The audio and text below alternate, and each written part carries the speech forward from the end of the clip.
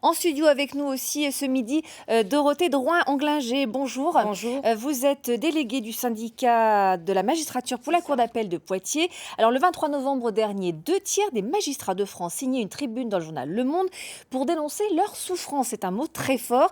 Ça se traduit comment à la Cour d'appel de Poitiers, cette souffrance ? C'est une souffrance qui est quotidienne, c'est une souffrance qui s'exprime aujourd'hui un peu à visage découvert parce qu'il y a une culture aussi de cacher dans la magistrature avec toujours cette idée que si vous souffrez, si vous exprimez cette souffrance, c'est peut-être que vous n'aviez pas les épaules pour choisir ce métier. Et aujourd'hui, la parole se libère. La souffrance, c'est des collègues qui se réveillent avec un poids sur le thorax le matin. C'est des collègues qui vont au travail la boule au ventre. La boule au ventre ne les quitte pas de la journée. C'est des collègues qui vont même des fois jusqu'à vomir avant les audiences. Enfin, je vais dans des... Vous allez penser que je vais dans la caricature, mais les pleurs qu'on garde à l'intérieur aussi sont une réalité. Et le fait d'être dans une démarche effrénée de dossiers à traiter, d'audience, comme l'a dit très justement la collègue dans le reportage, chronométré.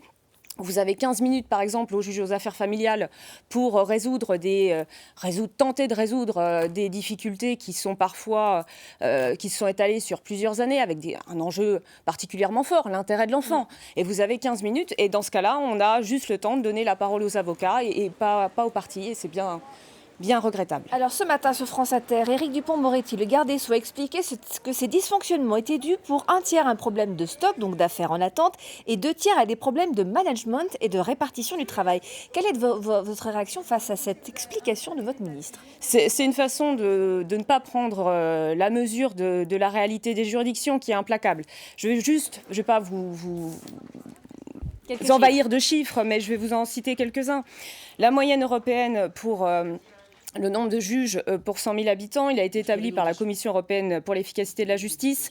C'est dans le groupe C de la France, 17,7 juges pour 100 000 habitants et c'est 8 procureurs pour 100 000 habitants.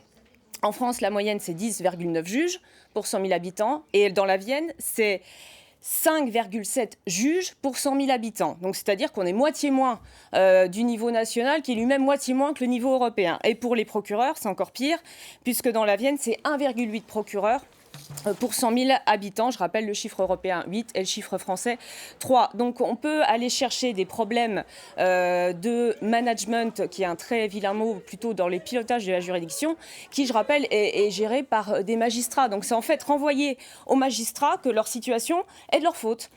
Merci Dorothée Drouin-Anglinger. On a bien entendu votre colère et nous en reparlerons ce soir.